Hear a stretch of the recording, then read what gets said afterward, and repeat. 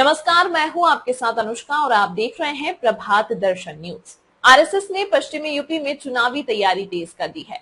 राष्ट्रीय स्वयंसेवक संघ ने वर्ष 2027 में प्रस्तावित उत्तर प्रदेश विधानसभा चुनाव को ध्यान में रखते हुए पश्चिमी उत्तर प्रदेश में अपनी रणनीतिक तैयारियों को तेज कर दिया है। यह क्षेत्र पहले से ही सामाजिक और राजनीतिक रूप से बेहद संवेदनशील माना जाता रहा है और यहाँ की सीटें अक्सर सरकार बनाने में निर्णायक भूमिका निभाती हैं।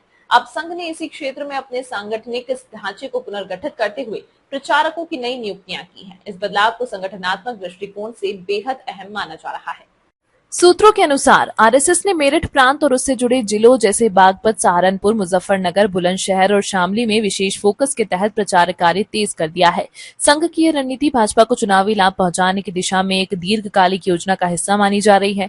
हाल के वर्षों में खासकर किसान आंदोलन और सामाजिक असंतुलन के कारण इस क्षेत्र में भाजपा को कुछ चुनौतियों का सामना करना पड़ा था। अब संघ इन्हीं मुद्दों पर जमीनी स्तर पर संवाद स्थापित कर फिर से जन समर्थन जुटाने की कवायद में जुट गया है। नई रणनीति के तहत प्रचारकों को केवल धार्मिक और सांस्कृतिक आयोजन तक सीमित नहीं रखा गया है, बल्कि उन्हें ग्राम स्तर पर शिक्षा, स्वास्थ्य, किसान कल्याण और सामाजिक समरसता जैसे विषयों पर चर्चा करने के निर्देश दिए गए हैं। संघ के प्रचारक अब गांव में छोटी छोटी बैठकें कर रहे हैं, परिवारों से व्यक्तिगत संवाद स्थापित कर रहे हैं और युवाओं के बीच राष्ट्रवादी विचारधारा को मजबूत कर रहे हैं। इस संवाद अभियान को संपर्क संवाद कहा जा रहा है। संघ का यह मानना है कि केवल चुनाव के समय सक्रिय होना पर्याप्त नहीं, बल्कि निरंतर जनसंपर्क से ही संगठन की साख को मजबूत किया जा सकता है। इसके अतिरिक्त संघ ने अपने कार्यकर्ताओं को निर्देश दिए हैं कि वे किसी भी प्रकार की धार्मिक या सामाजिक टकराव की स्थिति में मध्यस्थ की भूमिका निभाएं, ताकि बीजेपी पर किसी तरह के ध्रुवीकरण के आरोप न लगे।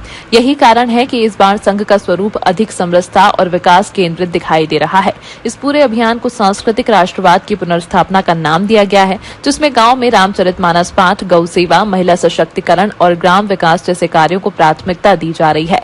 विशेष बात यह है कि आरएसएस ने इस बार अपने पुराने प्रचारकों को नए क्षेत्रों में भेजा है और नए प्रचारकों को पुरानी इकाइयों में नियुक्त किया है, ताकि कार्यशैली में नयापन और क्षेत्रीय संतुलन बना रहे। इसके पीछे संघ की स्पष्ट सोच है कि अगर कार्यकर्ता एक ही क्षेत्र में लंबे समय तक कार्य करता है तो वह निष्क्रियता या एक रूपता का शिकार हो सकता है।